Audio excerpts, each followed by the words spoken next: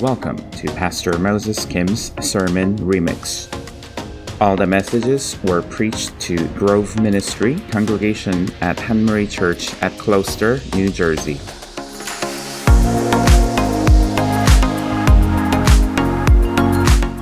And now let's invite our two hosts.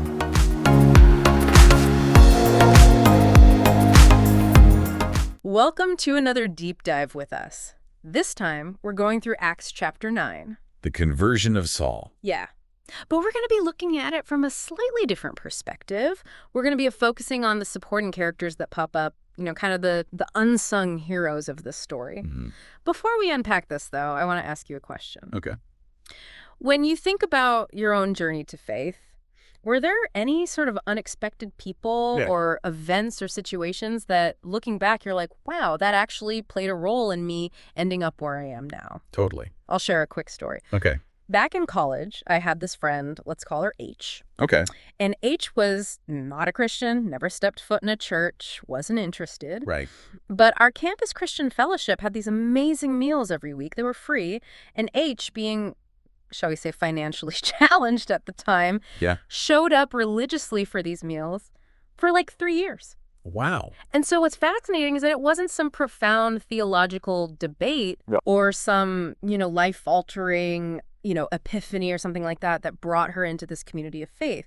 It was literally free food. It's interesting that you say that, because I think so often we think that it has to be this big, grand moment or, this very intellectual pursuit. Yeah. But often God uses the most ordinary, the simplest thing. Yeah, a shared meal. Yeah. And so get this. Senior year, H finally went up to one of the ministry leaders and was like, hey, can you do that thing with the booklet? I want to become a Christian now. Wow. 3 years of free food, and then bam, she chooses faith. That's awesome. It's a good reminder that faith journeys are unpredictable. Yeah. And God works in all sorts of ways, right? Totally. So speaking of unexpected, let's shift gears to Saul's conversion in Acts chapter 9. And I think we all know that story. It's the road to Damascus. He has this crazy encounter with Jesus. He's blinded. Right. But have you ever stopped to think about Ananias?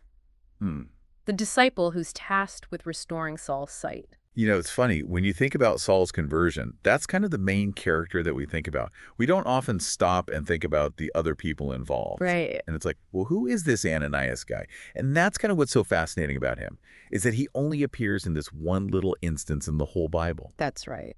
But his role is so pivotal. It is. Even though he's like a minor character, he plays such a key part in this whole story. Yeah, it really makes you wonder, doesn't it? Yeah. God uses the unexpected, the seemingly insignificant, to accomplish some pretty big things. And it makes me think of Harriet Myers. Okay. Have you heard of her? I have not. Okay, so she was a Sunday school teacher. Pretty ordinary, right? Yeah. But get this. She taught both Billy Graham and Bill Bright. Oh, wow. Two giants in the Christian faith. Right. So their journey to impacting millions started with her. This simple woman faithfully teaching them about Jesus. Yeah, that's amazing. It really highlights, how we might not know the impact that we're having on people, even in what we might think is, a small or insignificant way. It's like that ripple effect. You just never know. Right. So back to Ananias. Imagine being called by God to approach Saul, a man notorious for persecuting Christians. That would be terrifying. Talk about a test of courage. Right. Can you imagine God saying to you, go find that guy who's been terrorizing our community and pray for him? I mean, that would take a huge amount of faith and courage to even consider doing that. Right. It really puts things in perspective for us, doesn't it? Because Ananias was definitely afraid. Oh, yeah, I would be too. But he chose to obey anyway. And that's, I think, what courage is all about, isn't it? Yeah, I think so. It's not the absence of fear, but it's doing what's right even when you're afraid. Exactly. And it wasn't just about overcoming his fear, right? It was also about transforming his perspective, because he had to completely change his view of Saul. Oh, yeah, totally. From persecutor to brother. Yeah. Can you imagine the inner turmoil that must have been going on? I can't even imagine. It's amazing, right? That step of obedience really transformed everything. He had to let go of all these ideas he had about Saul. Right. And just see him through the lens of grace, God's grace. Yeah, makes you think, like, are we so quick to judge sometimes? Yeah. You know? Yeah. Like, are we so hesitant to offer that kind of grace? Totally. Especially in a world where everyone's trying to label each other, put people in boxes. Right, exactly. And you can just imagine, right? The other believers, like if you told them, hey, I'm going to go pray for Saul, they're like, wait, what? The guy throwing us in jail? Yeah, exactly. But because Ananias was obedient, like that opened the door for this huge change. I mean, one of the biggest transformations that we see in the whole Bible. It's incredible, isn't it? Like, it just highlights how God's grace, it can reach anyone, even the people we think are unreachable. Yeah. It's like a reminder that we can all change. Mm-hmm. We can all experience redemption, right? We can all become more like Christ, you know, no matter what our past looks like. Absolutely. And I think this connects really well with what you were talking about before we started recording. Okay. You know, the source material for this deep dive. Yeah. When you look at it through this lens, you know, this idea of forgiveness and reconciliation, does it change how you understand it? It really does. Yeah, like, are there relationships in your own life Oh, good question. where maybe God's asking you to, like, really extend grace? Wow. Yeah, that is a powerful question. In a radical way. It really makes you examine your own heart, you know? Yeah. Because are we willing to see that potential for change in other people? Even people who have hurt us, even people we disagree with? Or are we kind of holding on to those judgments, those grudges, and are we closing the door on that reconciliation? It's so easy to do that, though, isn't it? It is, especially these days, you know? Everything feels so divided. Yeah, so polarized. Yeah. But this story, like Ananias, it reminds us that God's love can break through anything. That's right. It can heal those wounds, bridge those gaps, those divides. It's like we need to look at things differently, don't we? Yeah. It's like we need to see with compassion, empathy. Like everyone's got their own journey, everyone's got their own story. And everyone deserves love and respect no matter what they've done. I mean, we see that with Saul, right? Becoming Paul, this huge transformation. Absolutely. But Ananias went through a transformation too. Yeah. He had to overcome all that fear, that judgment, to see Saul as a brother. It's beautiful, isn't it? It is, like that picture of what the gospel can do. Yeah. Bring people together. But to be honest, it's not always easy. Oh, it's definitely not easy to live that out, you know? No, you have to really work at it. You have to be humble. Yeah. And sometimes you got to let go of your own desires. Right. And really try to align yourself with what God wants. Mm-hmm. But when you do that, the results are just, I mean, incredible. When we forgive, when we offer grace, when we see God's image in other people, then we open ourselves up to experiencing that transformation. That's true. In our own lives, too, and in the lives of those around us. Yeah, you know, it's easy to get caught up in the big names in the Bible, right? Yeah, like the soupy stars. Yeah, the heroes. But Ananias, he shows us that God can use any of us in all of our ordinariness. Totally. It's not about being famous or influential. It's about being faithful. Yeah, just doing the small things. Yes. Saying yes to God, even when it's scary or when it doesn't make sense to us. Right, and trusting that even those little acts of obedience, those small things, God can do amazing things with them. Absolutely, and that's encouraging to me. You know, no matter where we are in our own faith, Totally. We don't have to wait for some big opportunity to make a difference, you know? God's kingdom, it's built on those everyday acts of kindness, compassion, courage, you know, the stuff that might go unnoticed by the world. Right. But it has an impact that lasts forever, just like Ananias.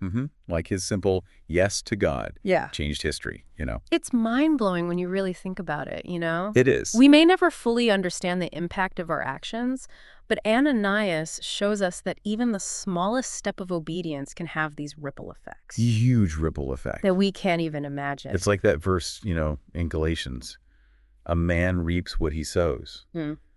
God can't be mocked. Right, right. And I mean, look, Harriet Myers, she probably never thought that just teaching Sunday school would lead to, you know, these huge ministries like Billy Graham, Bill Bright. Right.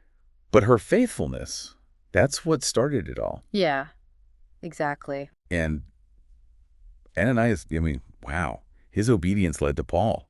And Paul wrote, what, like half the New Testament? I know, it's amazing. So it all started with that one yes to God, even when it was scary, you know?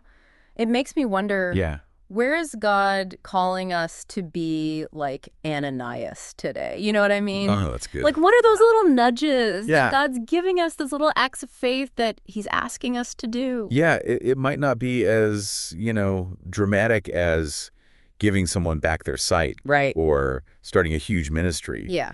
Maybe it's just checking in on that neighbor who's having a hard time. Yeah. Yeah. Or saying something encouraging to a coworker. Or just listening, really listening to someone. Absolutely. Yeah. Just being present, Yeah, that's huge. being sensitive to what other people need Yeah. and being willing to get out of our comfort zones a little bit and Yeah. actually show them God's love. Right, like in real ways. Yeah, exactly. And I think what we see with Ananias, it reminds us that we don't have to have some big important title to make a difference. Totally. We can be Ananiases wherever we are, That's good. in our families, at work, just in our neighborhoods. And I think that's something really important we can take away from all this. Yeah, It's not about being this amazing person. right. God can use anyone. Yeah, He often uses ordinary people, people who everyone else overlooks yeah. to do his work. Yeah, and that's encouraging It is. because it means that our past, our mistakes, they don't disqualify us. Right, exactly. And I think about my friend H again. Yeah. Like, it wasn't some big fancy presentation that brought her to faith. Right. It was just genuine people, Yeah, sharing a meal with her. and being real. Yeah, exactly. Showing her what God's love looks like in action. That's so powerful. And, we don't have to have all the answers. Right. We don't have to pretend to be someone we're not. Mm-hmm. We can just be ourselves Yeah, and let God work through us. absolutely. Well, as we wrap up this deep dive, Yeah. I want to leave you with this question. Okay. What's that small, maybe even seemingly insignificant thing that God is calling you to do today? Yeah. Maybe it's sending that text to a friend who's struggling. Yeah. Maybe it's offering to help your neighbor with something. Mhm. Maybe it's just really taking the time to listen to someone who needs to talk. Yeah, Whatever it is, don't underestimate what your yes to God can do. that's right. Remember, it's those small acts of faithfulness. That's how God's kingdom grows. Yeah. You could be the Ananias in someone's life right now. Mm, That person who helps them find healing and hope, that's beautiful. and maybe even helps them experience real transformation. Who knows? Yeah. That little thing you do, it might change the world. Thanks for joining us for this deep dive on Acts, Yeah, we hope you enjoyed exploring this story with us. and that you'll be inspired to be an Ananias. Yeah, in your own life, wherever you are. We'll see you next time. Take care. This podcast was produced by Moses Kim, edited by Moses Kim, intro music by French Fuse, and the outro music by Endless Love. Thank you for listening. See you next time.